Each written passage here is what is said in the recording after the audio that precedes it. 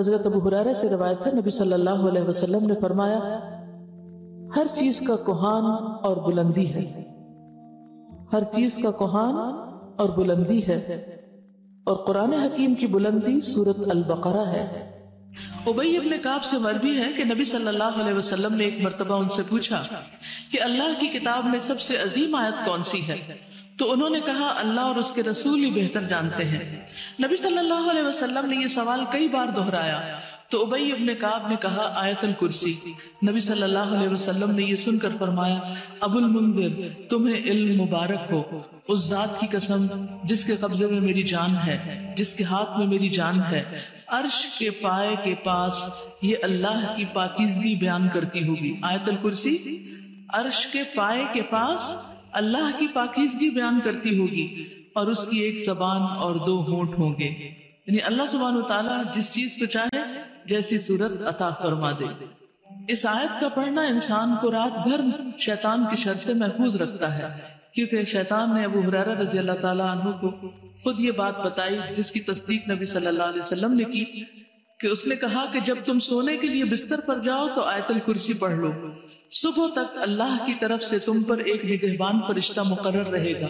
اور صبح تک تمہارے پاس شیطان پھٹکنے نہ پائے گا۔ اور نبی صلی اللہ علیہ وسلم نے فرمایا کہ اگرچہ وہ جھوٹا ہے مگر اس نے سچ کہا، یعنی بات سچی ہے لیکن وہ جھوٹا ہے، وہ شیطان تھا۔ اللہ لا الہ الا هو الحی القیوم لا تأخذه سنة ولا نوم له ما في السماوات وما في الأرض من ذا الذي يشفع عنده إلا بإذنه يعلم ما بين أيديهم وما خلفهم ولا يحيطون بشيء من علمه إلا بما شاء وسع كرسيه السماوات والأرض ولا يؤوده حفظهما وهو العلي العظيم۔ اللہ وہ زندہ جاوید ہستی جو تمام کائنات کو سنبھالے ہوئے ہے، اس کے سوا کوئی الہ نہیں، وہ زندہ ہے،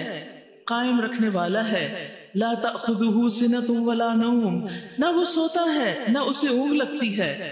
زمین اور آسمان میں جو کچھ ہے اسی کا ہے، کون ہے جو اس کی جناب میں اس کی اجازت کے بغیر سفارش کر سکے؟ جو کچھ بندوں کے سامنے ہے اسے بھی وہ جانتا ہے، اور جو کچھ ان سے اوجھل ہے اس سے بھی وہ واقف ہے، اور اس کی معلومات میں سے کوئی چیز ان کی گرفت ادراک میں نہیں آ سکتی الا یہ کہ کسی چیز کا علم وہ خود ہی ان کو دینا چاہے۔ اس کی کرسی آسمان و زمین پر چھائی ہوئی ہے۔ یہاں بعض لوگوں نے کرسی کا ترجمہ حکومت کیا ہے، جو کہ غلط ترجمہ ہے۔ کرسی ابن عباس کی روایت کے مطابق اللہ سبحانہ وتعالیٰ کے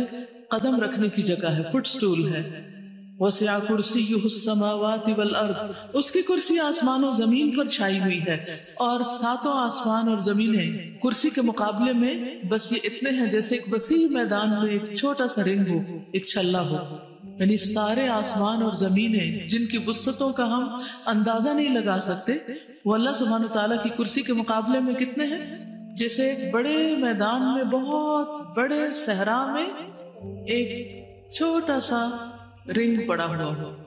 جو دور سے نظر بھی نہ آئے، تو اس سے اندازہ ہوتا ہے اللہ سبحانہ وتعالیٰ کی عظمت کا۔ وَلَا يَؤُودُهُ حِفْظُهُمَا، اور ان کی نگہبانی اس کو تھکاتی نہیں۔ وَهُوَ الْعَلِيُّ الْعَظِيمُ، اور وہ بلند ہے، بہت بڑا ہے۔